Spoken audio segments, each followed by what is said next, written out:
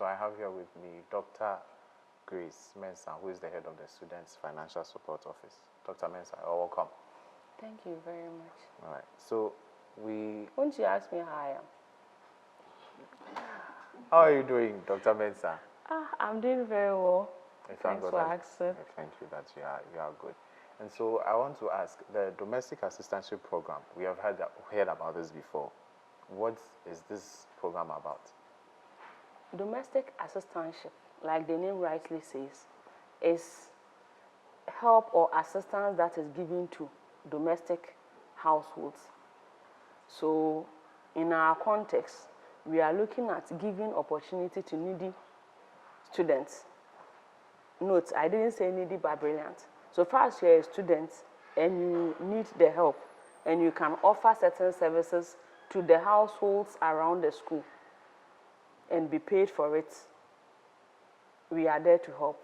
We are there to actually mediate the transaction.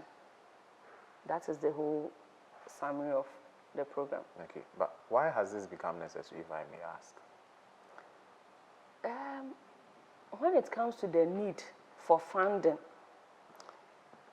I don't think it has ever left the conversation table, because though UCC Student Financial Support Office manages and disburses UCC scholarship, that takes care of the tuition, and everyone on this campus understands that the cost of schooling goes way beyond tuition, and at the moment, even accommodation is more expensive than the tuition that students pay.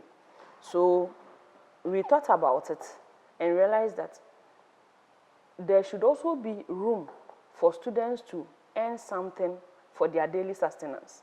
That's where this program also came in. Our office, besides the UCC scholarship, is also mandated to do work-study placement. That is identifying vacancies that are student-friendly, so that students can offer services or work and earn as they are on campus. So this program is another aspect of work-study where students can earn whilst in school. Okay. Now, beyond the administrative structure, what is the most significant win-win outcome that you anticipate from this program for both the students body and then the university staff or residents? Thank you. It is a win-win. You see, when it comes to domestic assistance, certain households are already engaging people to either read around, wash for them, some cook. There are times when you even need someone to go and even pick your child from school when you are occupied or there's an emergency. Right. So we are saying that we will have students that are groomed available, and you can call on them for these services. We already have data on our students, so they wouldn't be so much of strangers. You can rely on them for services you already need and you pay for. And the students in turn are going to benefit by offering services they normally do at the house and other places. This time, there will be guaranteed payment, and it is instant. That's a very innovative one. Now, let's look at the launch that's happening today. Now, what is the very first step that a student has to take to register for the domestic assistantship program? And then what must the staff also do? Okay. So, fortunately, Student Financial Support Office has already established itself within the university community. Our location is already known. We are in the new Central Administration Block, the hardworking building. We are the second part of the block, room 113. You can walk in and do the registration in person, and you can also contact us on our social media handles. We have the MTN line, we have the regular office line. All of them are available. So when you reach out to us, there is a form you will need to complete that will give us some understanding of what the kind of services that you need and the kind of services that a student can also provide. Once these informations are gathered, students who fit the bill will be trained and oriented again before they are placed with certain households to work. And there's also a staff that has been assigned to oversee this project. That is Madam Esther Dede Azu, and she would ensure that the documentation is right and there are follow-ups. So the office is mediating, supervising, placing, and all these things are done at no cost. Whatever returns goes directly to the students, and whatever service is rendered also goes directly to the household. All right. Now, let's look at how this would impact the persons involved. What is the long-term impact that we are looking for this program for students and staff as well? This is an indirect question to the early one. Okay, so maybe to give you the opportunity to clarify. So with the students, we are looking at making you more comfortable on campus, earning something that is based on your own service.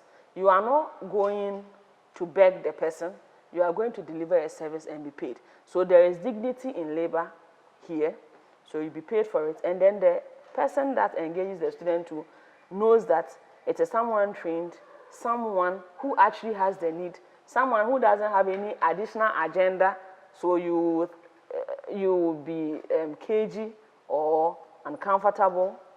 These are people that we have actually vetted and presented to you for a service. It's our pilot, and when it comes to students that will be working, they are already ready, they are poised, and they are going to deliver even beyond the expected. All right. Now, finally, what will be your concluding message or invitation to students and staff? Faculty members, this is actually a call to you. Those of you that are already residing on campus within walking distance, you already have the need when it comes to reading. That one is visible, so I have already seen that. There are students that need your help. It is not going to be donation where you are not going to get returns. We are not saying that donate so that God will bless you. We are saying that offer them the opportunity to work for you in your houses so that you pay them and that money would go to support them. To students, if you are listening, what we are saying is that there is room for you to render service and be paid for it. We are giving you another option that is safe, that is hassle-free. Just work somewhere, earn your income. There is no issue of we will pay you later. We will make sure that where you work, the person is willing to pay you as soon as you deliver the service. So this has come to stay. Rely on us. I don't need to even color this whole thing, because as soon as you receive the service and it is good, I wouldn't be the one to convince you again. So it is the first shot or the first opportunity that we are asking for. We are appealing that give us the chance to prove that students can actually be of help, especially in your households. Try them, test them, and you will testify. Thank you. Now let's talk about the scholarship awards. Yes.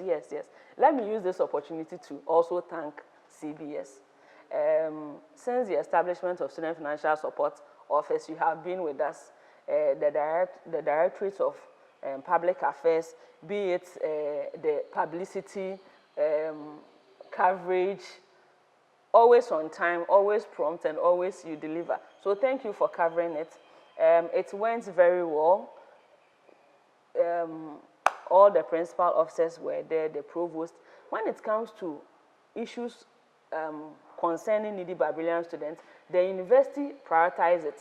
So whenever there is a call, everyone shows to support and then do their bit. And we appreciate that, though another person will be coming to take care of the office, I want to use this to actually thank everyone, and I hope the courtesies that were extended to us during our time would be given to the person, and even more will be done so that this vision will grow, because it is really impacting lives, really. If you were at the ceremony, you would have heard students sharing their experiences, and it was amazing. It's very impactful. All right. Yeah. Thank you very much, Dr. Grace Mensah. Dr. Grace Mensah is the head of the Students Financial Support Office. Thank you for coming. Thank you for having us.